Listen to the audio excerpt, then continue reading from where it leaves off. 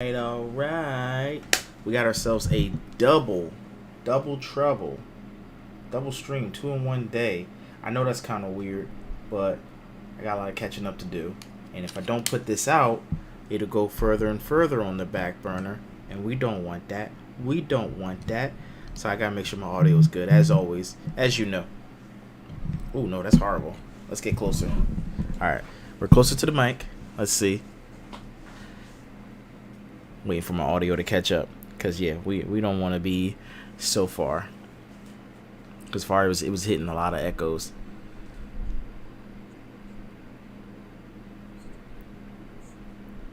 Yeah, closer to the mic is much better. All right, so this is what is this called? This is a double feature right here.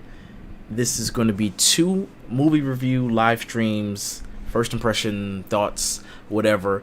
I haven't come up with a name for this yet. Let me turn my audio down in my own ear. So this is like a yeah, it's still loud in my ear. So this is off the top of the dome. I have some notes written down, just some light notes, and we're going to talk about a double feature today, and a very fun special double feature, because this is like a father-son double feature. So we got the Equalizer 3 up top, and then the Creator. So how's audio sounding? Yeah, audio sounding good. So without further ado, let us get started in 5, 4, 3, 2, 1. Ahoy Maloy! Welcome back to Cypher's Pit Gaming. Today we're doing something special. This is a double feature. We're doing a father-son double feature. We're going to review live our thoughts on the Equalizer 3 and the Creator. So we're going to start with the father first, and we're going to start with Equalizer 3. And as you know, if you drop something in the chat, we'll put your name in the finished review. It'll go in this video too, but once we do the actual finished review, once I get around to that, we'll put your name in there too as a special thanks. Thanks for watching with me live. I know I usually prefer to do edited videos. It's just time has not been on my side. So thanks for rocking out with me. Thanks for understanding, whether you here with me because you understand, or you here with me because you accidentally clicked on this video and you're wondering what the heck is going on. What is this? Well, this is just a live stream of my thoughts. So I saw both of these movies back to back. Not the same day, sorry. I saw Equalizer Wednesday and the Creator Thursday. So Creator just came out officially today, but I was able to see it early. Alright, so let's get started with Equalizer. First, let's talk budget. Budget for Equalizer 3. I got that pulled up. If you want to try to guess in the comments, feel free to guess in the comments. But I got the budget. This time I'm a little bit more prepared. So the budget for Equalizer 3 is, ding ding ding, $70 million. Not bad. That's pretty good. Anything under $100 million, that's good. That's going to be a safe bet. So let's see what its current box office is. Because keep in mind, it's still in the box office. So what is it currently at? Well, I'm glad you asked, and this is worldwide box office. We want the biggest numbers possible. You know we got to fluff this thing up. So worldwide, it is sitting at 132 million. So almost double. So it's doing well. It could do a little bit better, but again, it's still in the box office. We also have some notes. It says that Equalizer 3 has had the highest opening weekend gross for the series and the second biggest Labor Day opening weekend of all time. That's pretty dope. It's the second biggest Labor Day weekend of all time. That's pretty cool. And it had the highest opening weekend, but I think that comes with being a franchise that has, earned its stripes. So you're going to get most people checking it out. Let me see. Oh, all this other stuff is boring. So yeah, let's go into, what's my next thoughts? Pros and cons. All right, so pros and cons. I thought that the pacing was a bit slower in the beginning. Oh, and sometimes I type.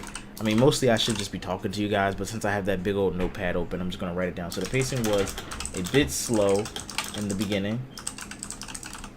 And I'm spelling words wrong, so don't even mind me on that. Also, I think that we saw a different side of Denzel. We got to see Denzel Washington, well, technically Robert, that's the character's name. We got to see Robert McCall in a more vulnerable state.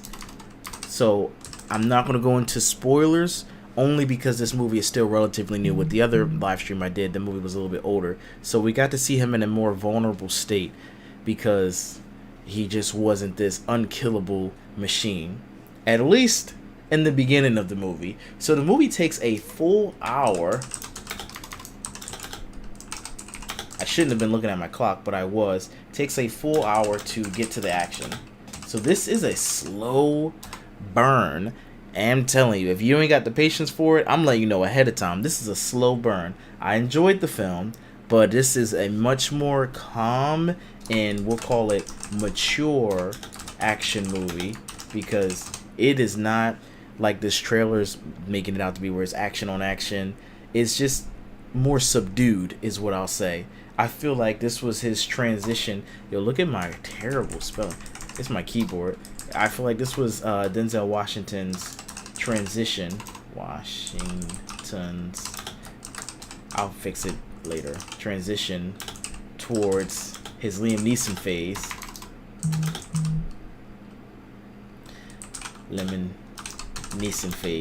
Because he didn't do a lot of action. Now, when he did, okay, you see right here, he's grabbing that guy's hand. He did that, but I feel like any actor at any age could grab somebody's hand all tough and rough. I think this was more so like he's, damn, I should have pulled up how old he is. I want to say he's in his 60s right now. So he was like, I'm not doing all this crazy action rolling around stuff. I want to be in the shadows, like you saw in that trailer just now, doing what I do. So that's what he was doing. He was in the shadows doing what he did. And he did some stuff, but I couldn't tell if it was a stunt double.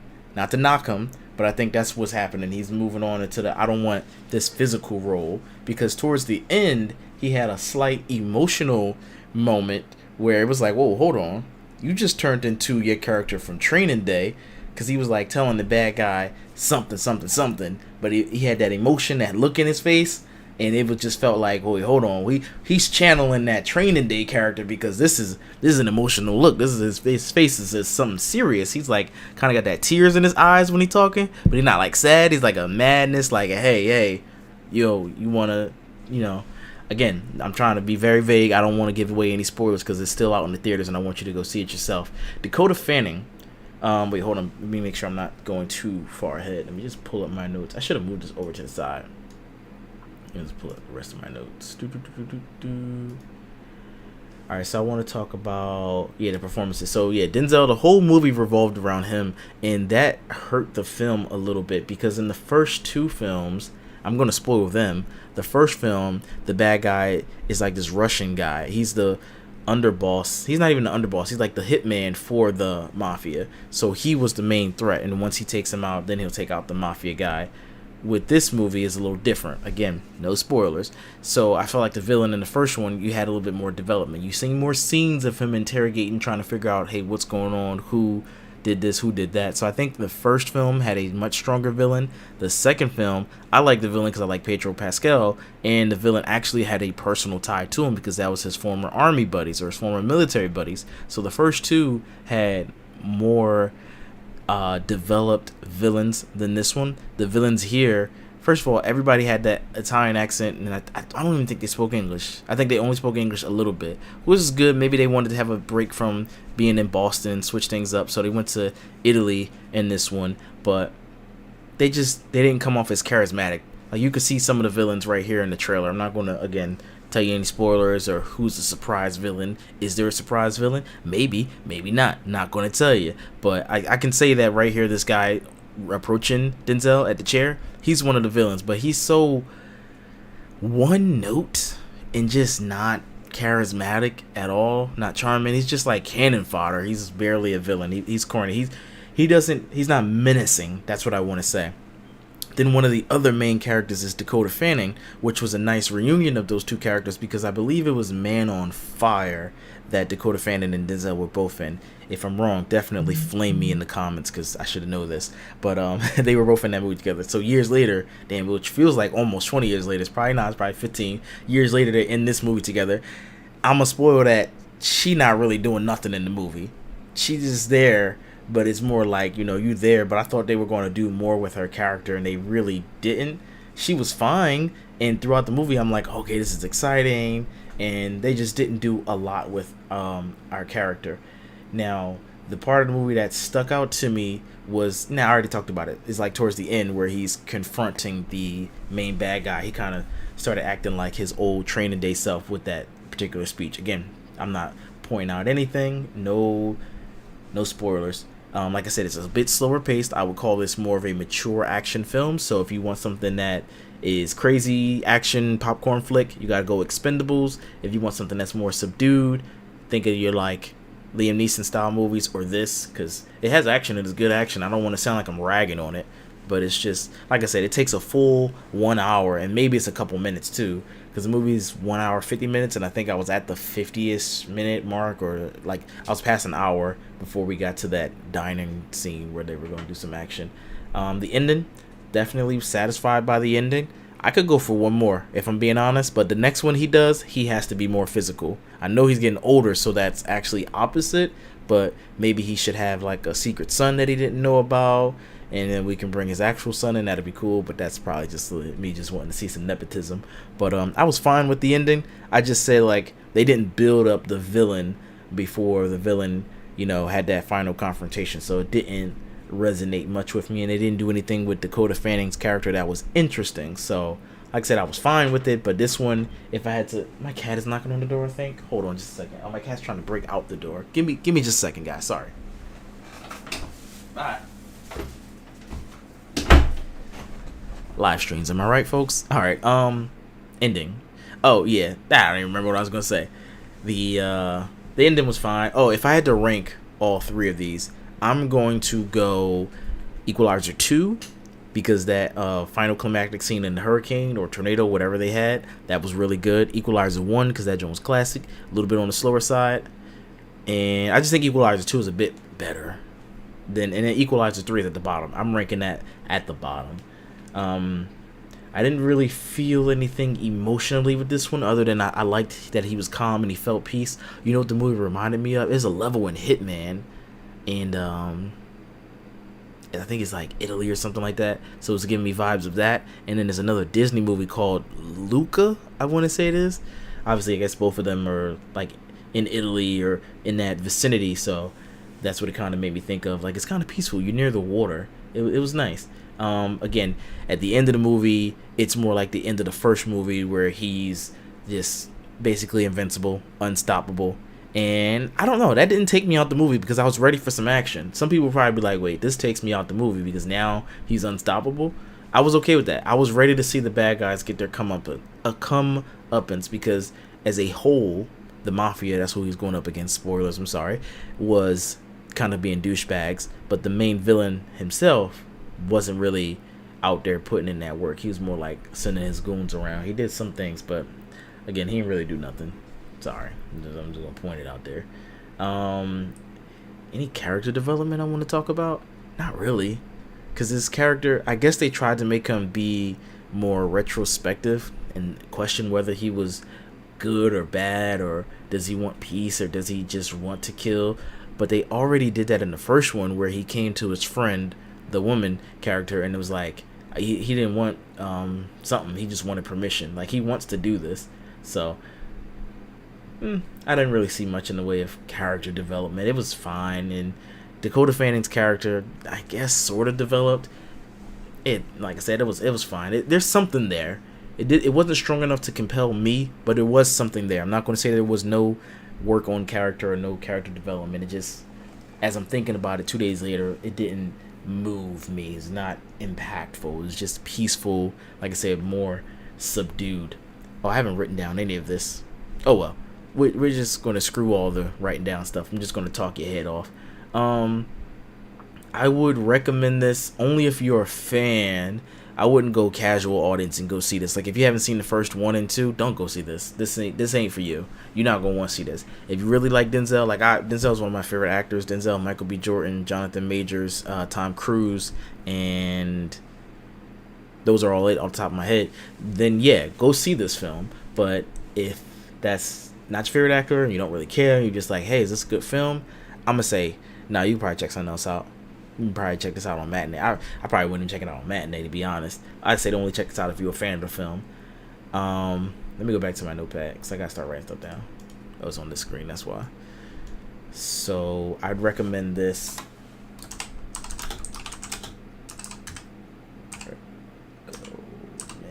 That's another reason why I stopped writing, because now I can't even spell nothing. I'd only recommend to fans of the actor. I would say this is a good film to catch on streaming. Maybe if you're texting. I don't know where I'm gonna land on that, because and like I said, it's tough to say. If you're streaming it, are you even gonna be really watching it? Like I said, it's a lot slower paced. This is probably something you want to text throughout. Again, not to come at the movie. Like I said, the movie's fine. And it's my cat again. I will be right back. In and out with you, huh? Alright, just leave the door cracked. Doggone cat. This just wants to go in and out the room. In and out the room. In and out the room. So yeah, I'm thinking, probably just catch this thing on streaming. For sure. Catch it on streaming for sure. Let me think. Let me just think. In the theaters, did I have a good... Like I said, it was slower pace. For the casual audience, I can't recommend. I can't put y'all through that. Catch this in the theaters. This was... Was it good? I'm going to say it was good. So it's like a 6.5. Well, alright, let me see. Because I gave Expendables a 6.5. What would I give this? This was better than Expendables just because the special effects was better, and it's Denzel Washington. So he saved the film.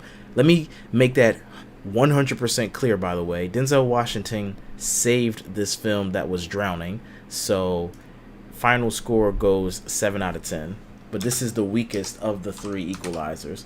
And it's only boosted up to a 7 out of 10 because of Denzel Washington. Because had it been anyone else, this would be a solid 6 out of 10. Where it's like, I mean, it's alright. It's okay. But nah, we're going to give it a 7 out of 10. Alright, so now let me change the scene. So I'm going to put on that be right back thing. Oh, wait, no, if I do that, then I won't be able to see. Alright, let me just change it. I'm going to change it live. And we're moving on to our next movie. Ooh, what's our next movie? Were you listening up top? Remember when I told you guys what the next movie was? Or did you forget? Did you do your homework? Here it is. And boy, is it a huge picture. All in the way. Oh, boy.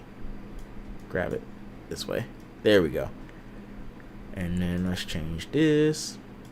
Movie trailer. It's getting there. It's just getting there. Just bear with me. That's what happens when you got edit your own stuff. Alright, here we go. So now we are talking about The Creator. There we go. Alright, so The Creator. Just saw that yesterday. I saw that with my pops, actually, so that's what makes it funny. I didn't see Equalizer with him, but I saw The Creator with him. He had some thoughts. And his thoughts was like, I don't care about this movie. He watches so many movies, to his credit. Oh, you know what's funny?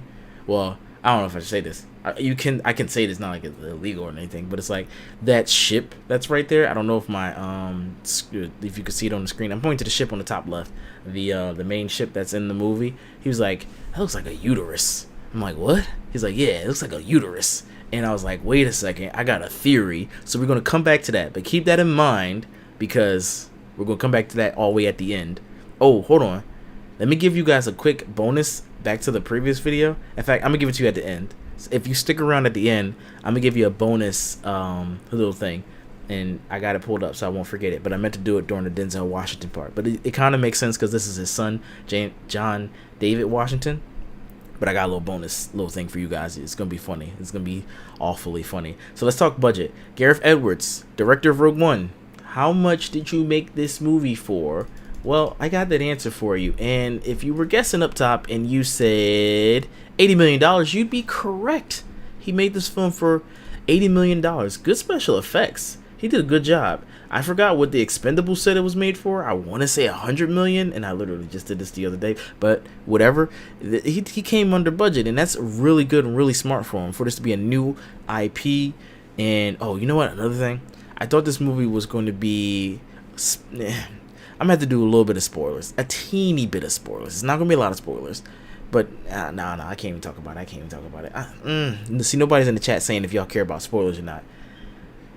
I got to go a little bit of spoilers just to give you my thoughts. I thought this movie was further into the future than it actually takes place.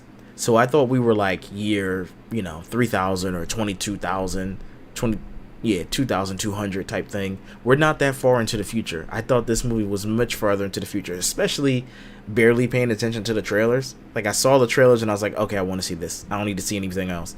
And I'm currently playing Skyrim, so I'm like, okay. I mean, damn, not Skyrim. What's it called? Starfield. So I'm like, okay, Starfield's way into the future. This is way into the future. But no, this is not way into the future. So that already messed me up in my head, and I was wondering, like, yo, what's going on? I thought this was much further into the future. All right, so as far as current box office, we don't have any numbers because literally it just came out today.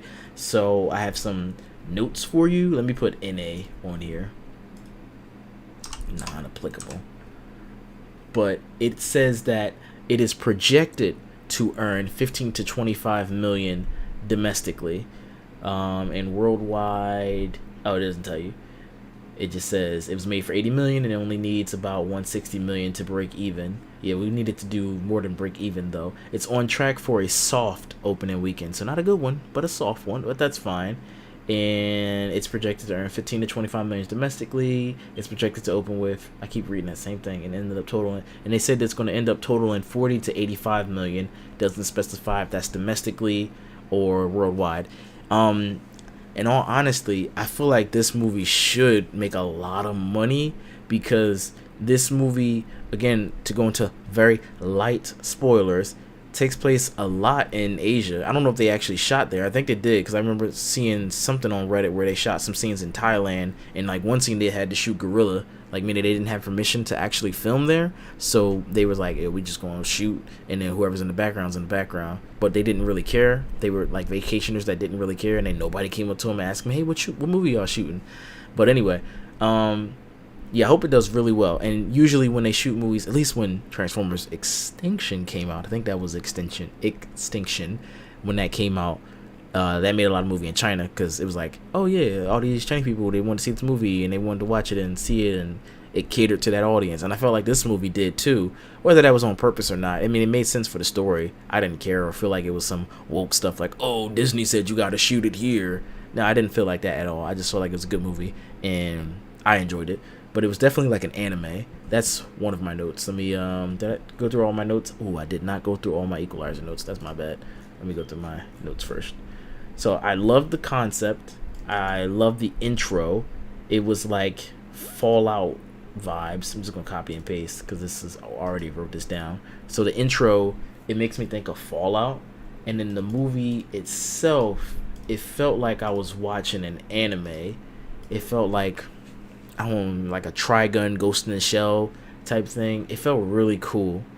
And when they would do title cards, it would show I don't even know, I don't think it's Japanese. It would show Asian characters, like either Japanese or Chinese. So it would say like, hey, this is the creator, but then a little symbol next to it. Maybe it was in Chinese. I'm gonna assume it was Chinese because I think this movie has something to do with China. I know they probably shot in Thailand. I'm not really good at geography on where we're at, but I'm just going to say China. I'm going to just say Asia, as a matter of fact. And then, oh no, I can't put that in just yet due to its length. Okay, here it is. This one's a good one. So the movie comes in at 2 hours. Actually, before I tell you the final, well, I'll read that in a second. But on the Reddit thing, somebody was at a Q&A. Sorry, I hit the table, so my bad. It's going to make a sound. The director, when they finished, sorry. Let me take time, get my words together. When they finished filming and they put everything together, the movie was 5 hours long. So this could have been a two-parter or a mini-series, but they had to cut it down. So the movie was a full 5 hours long, and I would love to see that version of this movie, but they cut it down to 2 hours and 15 minutes, and this felt long. This felt really long. I think that's part of what made my dad a little upset, because it was like, this movie's long as hell. But I liked it. I was all in it, Star Wars style. It's not Star Wars at all. I'm just going to say Star Wars because it's sci-fi and, you know, whatever. But I was into it. My dad felt like it took a lot from other movies. And I'm like, I'm okay with that if you take from it and you make it good. Like, for instance, this year, not to knock Adam Driver and the director of that movie, but 65. That was a sci-fi movie that took from a lot of movies, but it didn't do it good. It was boring. This was slightly boring, but I liked it because I like John David Washington. Now, let's talk about him. So his performance was a little stiff, and he's had many chances now. You got to get it together, JDW. You got to get it together, JDW. I like you. And at the end, you was really you was pulling your weight. You did a great job at the end. Probably in the middle too. Yeah, in the middle, or maybe just third act. Third act on, you was doing good. It might just be your character, so that's why I'm going to give you a pass on this one. For Tenet, I don't really know. Maybe that was you. Maybe that wasn't you. That was the character. But at least for this movie, we're not even going to talk about Tenet, because I really can only talk about Tenet, and I've only seen a little bit of that football show he was in, so I can't even really remember that. But with this movie, he came off as a little stiff, a little, like numb, but it's for a reason. Something happens to his character that makes him kind of just like, whatever, I don't really care type situation, and I hope that's not a spoiler by saying that. So when you have a character that's like that, it's really tough to make that character compelling and care about, because he comes off as like, well, he don't care, so why should I care? He only care about one singular objective, and his care of it isn't noble. His care of it is selfish. So if it was like a noble thing that he cared about, like the trailer made me think it was a noble thing. See how I'm kind of hinting but not telling you about it? So if the trailer made it think it was noble, then I'd be like, oh, all right, bet he's noble, I like it. But his thing was like selfish, like I just want this one objective, that's all I have. So due to its length, the movie's length, not Don David Washington, we already talked about him, I felt like his performance was a little bit stilted, a little bit stiff. I still liked him, and also the man sounded like his dad sometimes, so I was happy. I was like, oh, he sounds like his dad, this is so cool. So I was happy about that. I was like, all right, yeah, you get a pass, you got this. One more movie, we got to get you in something different. Oh, and I didn't see that movie that came out, I think he was in last year with who was it with? Christian Bale. My wife saw that one, so I don't know if he was any good in that, by the way. I should ask her. Forgot. But at least with this and Tenet, these are only two I haven't really seen you in. But with this movie, like I said, a little bit stiff. Third act, you started to bring the emotions and stuff, but obviously that's because you had a changing character. Something happened to your character to pull that out of you. So I think his performance was fine. The kid character was, again, started off boring, but that's like the trope of anime. And then as you stay with that character and whatever, then you start to see the emotion. So I like the kid character. But due to this movie's length, man, I don't know how rewatchable it's going to be. Like Interstellar, I was telling my dad, I can kind of rewatch Interstellar, but then thinking about it, can I really? Because Interstellar is long too. I don't have its runtime, and I won't bore you to death by pulling up its runtime, but I'm just not sure how many times you can rewatch this. It's a good film, and I like it, but I don't know yet. I got to see what the consensus is for people wanting to rewatch. Now, there are some dialogue things that are pretty dumb, like things that are said in the movie, especially in the beginning, but I can't go into spoilers just yet. It's too soon. I won't talk about it. So maybe some of the dialogue definitely hurted the movie. Now, I guess I can talk about this. So the child actor, they did a nice, very emotional thing at the end, and it was such a gut punch to watch. Like, they were bringing it. It was like, damn, this whole time you were a good actor and you didn't say nothing. Like, you were just, again, the child is a robot, so, or it's an AI, excuse me. It's not meant to be emotional up front. So you have to get that at the end. So you earn it. It's earned, but it just makes the movie that much more like, well, damn, this whole time you could have been more charismatic. I'm talking about both characters on the poster. You guys both could have been more charismatic, but it was one of those movies and one of those tropes that you've seen a million times. Hero has to take a child character to the next thing, and it hinges upon how you connect to the child character. And like I said, neither of them brought it really until the third act. Maybe second act, but I think third act is when that happened. My other note is going to be, before I start answering my own questions, time will tell if this movie is going to stand the test of time that Interstellar has done. Because I think Interstellar is one of the tops, the GOATs. But we're going to see how people feel about this over time. And then before I start answering my own questions, two more last notes. Very emotional, and also it's a long movie. So let me see. We talked about the performances, the plot. The plot was fine. The plot kept my attention. I felt like JDW's, we're not going to keep doing that, John David Washington's character had a bit too much plot armor.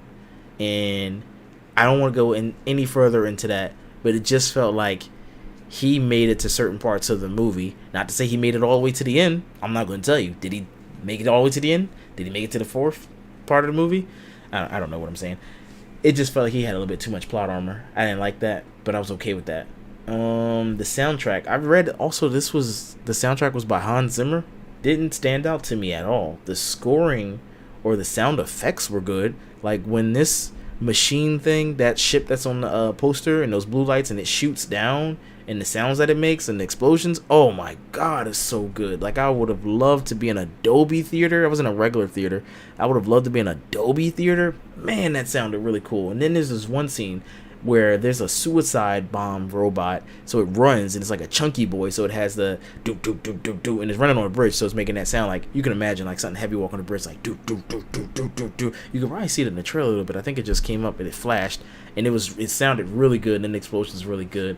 The bad guys in this movie are so generic and just one note. I'm not gonna say who they are because I don't know if you can see that in the trailer or not, but they're pretty generic. But I'm okay with that. I didn't care about that. I was satisfied with the movie's ending. And that's all I'll say, because just to talk about the ending is to say something, and I won't. I want you to come in as blind as possible. Would I recommend this movie to others? Yeah, I would actually. I'd recommend it to everybody, even casual people. I'm gonna let you know it's long, so you better be ready.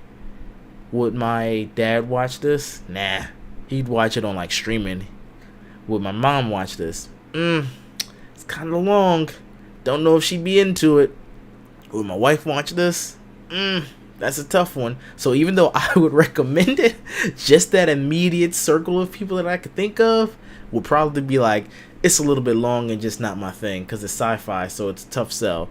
But I gotta still recommend it. I got to, because I just enjoyed it. Maybe some of my bias is coming out, but I recommend it. Fully recommend it. Overall thoughts and feelings about the movie. I really like the movie. Movie is long. For me, I wish it was longer. I want to see that 5-hour cut, but maybe add in some more action scenes. And I know you're trying to do. All right, I do want to spoil something, because we're already this far into the video. So if you watch this part, then you're committed. So spoilers, sorry, spoilers. The movie does use some flashbacks, and just shoot the movie chronologically, because the flashbacks, or do that that thing that TV shows do where they use the sepia filter and they make it, instead of cool colors like blue and stuff, they make it warm color, whatever. Just make it so I know they was flashbacks. The way they did it on here was kind of funny because he had a different hairstyle, so that's how you know, okay, this scene doesn't take place during here because he doesn't have cornrows. He might just have an afro, or he might have twists in his hair.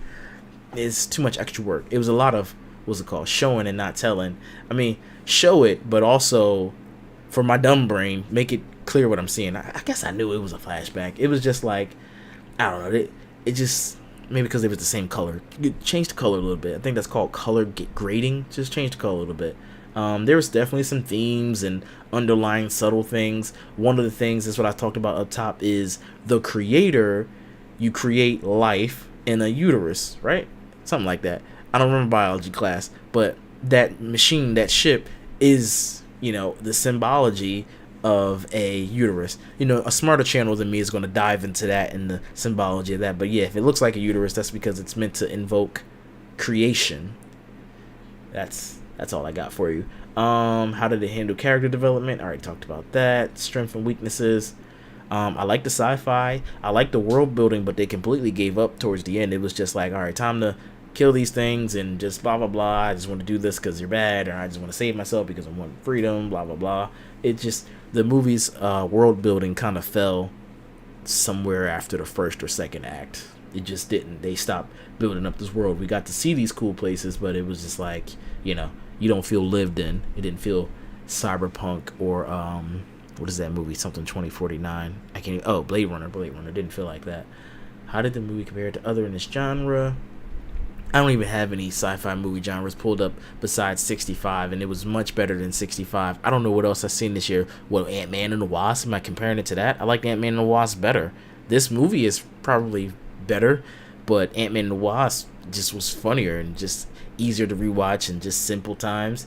Can I compare it to Guardians of the Galaxy? It's not even fair to compare it to Guardians of the Galaxy, but if I had to compare it to that, Guardians of the Galaxy is more of a gut punch than this, because it's just used the animals as the emotional tool, versus on here you're using the kid and the dad as emotional tools.